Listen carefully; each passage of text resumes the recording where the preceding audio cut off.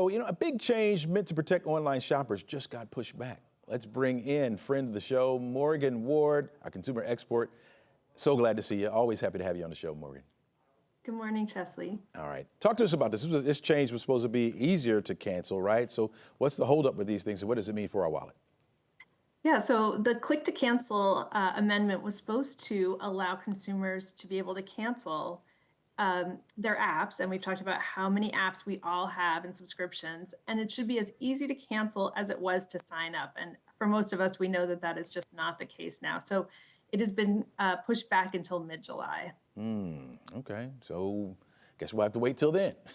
Yes, we'll have to wait till then. All right. So what started as a scroll for deals is now ending in something much more physical, right? For deals, yes. So people who used to look for deals online are now much more inclined to look for those deals in person as well, because we're just so used to looking for lower prices and being able to price compare that we do it wherever we are. We're deal hunters these days. Yeah. And almost, to me, it seems like you almost, if you just speak it, it pops up on your phone, right? Yes. It comes looking for us. Supposedly it's not supposed to do that, but it does seem like it does that. And in actual retail settings, something like 72% of people actually check to see if they can get a better deal, probably on Amazon or eBay, than what they see in front of them. So we are what they call showrooming. We're always looking for the best deal. Yeah. Are you like that yourself? Are you one of those scrollers? I hate to say it, but I am. And I try not to be, because you want to be able to have local retailers at the very least be able to profit. I don't want to give all my money to Amazon. Oh, yeah, I can understand that. I certainly can understand that. All right, today's stories are blurring the lines between shopping and socializing, and it sounds like we have some Gen Zs to thank for this. Gen Z always changes things, right? So yes, Gen Z has been much more inclined to have consumer experiences over products.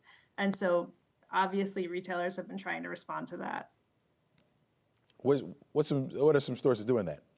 So for instance, Starbucks, now when you have a Starbucks in store, you can also have it in sort of a warm, cozy cup. So you have that kind of in-house feeling of having like a hot coffee in a cup, not in a paper cup.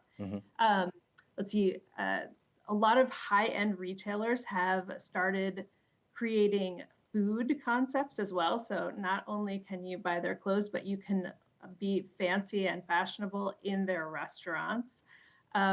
Dick's Sporting Goods has now created a huge, like physically huge concept where you can actually play some of the sports that you buy the products for in these large stores. So everything from climbing the walls to running around. So, and it's already, the revenue there is already more than in their physical, just product-based stores. So retailers are responding. So Morgan, are they leaving the baby boomers and the Gen Xers behind and just going after the Gen Zs, or what are they doing for us? So they have to cultivate their next consumer, right? We're already getting to the end of our importance, and Gen X has always been the smallest generation. So Gen Z is who they really are looking at, and then of course we've got Gen Alpha coming right up behind them, who will be even a different set of preferences. Who get all their money from the baby boomers and the Gen Xers? Yeah, they've already sopped us dry. Morgan Ward, thanks so much for joining us. Thanks for your insight today. Appreciate it. Thank you. All Thank right. you. All right.